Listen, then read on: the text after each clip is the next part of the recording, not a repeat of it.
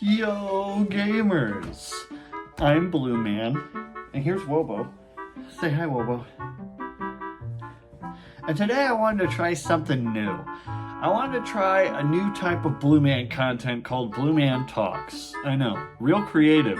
Yeah, But yeah, I just kind of wanted to take the time today to talk about old games, because recently, older titles have been returning as like remakes, remasters, re-whatevers, but it's at kind of a very large rate, so I just kind of wanted to weigh my opinion in on that and, kind of talk about it.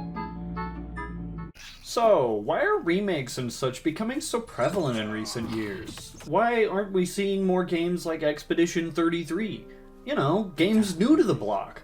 The too long didn't read answer is simple. Remaking an already beloved game is easier than making something entirely new.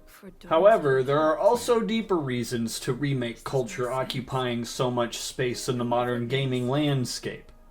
And no, don't worry, I'm not gonna go on an old game good, new game bad tangent, because there are plenty of new games these days that rock on hard. One I'm excited for is Ghost of Yotei, and a really good one that came out this year actually was Kingdom Come Deliverance 2.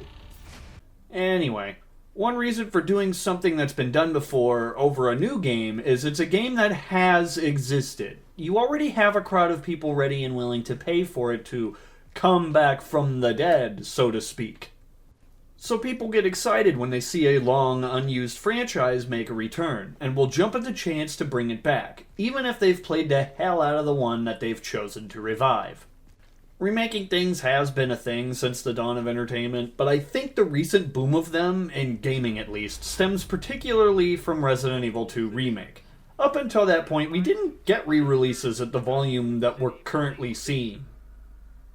And that's not to say I don't like Resident Evil 2 Remake. It's actually a really good game. It's just that it did begin a recent trend of going all in on remaking what was already there.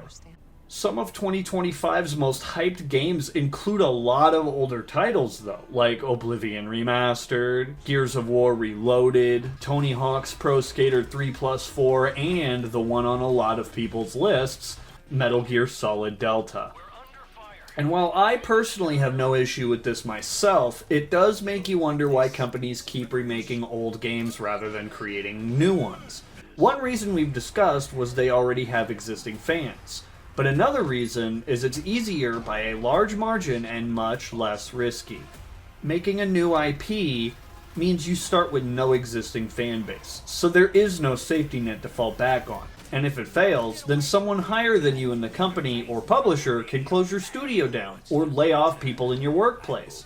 It's not like the PS2, Xbox, GameCube era where you can just throw an idea at the wall and see if people enjoy it. That's just not sustainable in the current gaming market. Which, quick word, is why indie games are so popular and plentiful these days. They get that chance, so bless them. So not only are remakes guaranteed to make a certain amount, but they're not nearly as risky as trying something new. Couple that with the ability to remake further titles in said franchise, and even continue the franchise if need be. There's plenty of reason to just stick to remakes like many currently are. One downside to them is fatigue, because if you're like me, or someone like me, you've probably already played all these games before, only now they're in a shiny new coat of paint.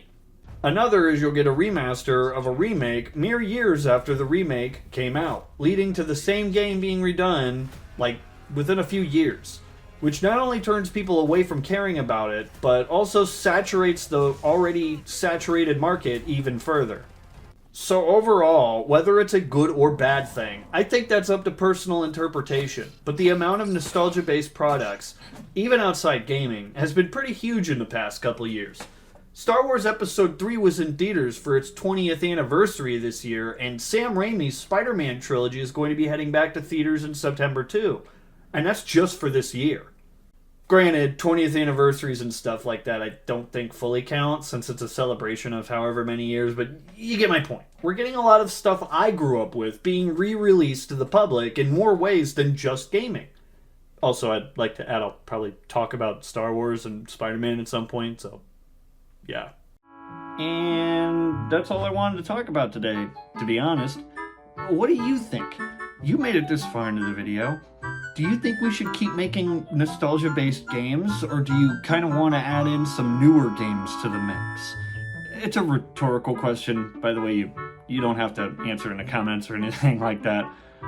But with that, I'm gonna head out now. So, later, gamers. Say bye, Wobo.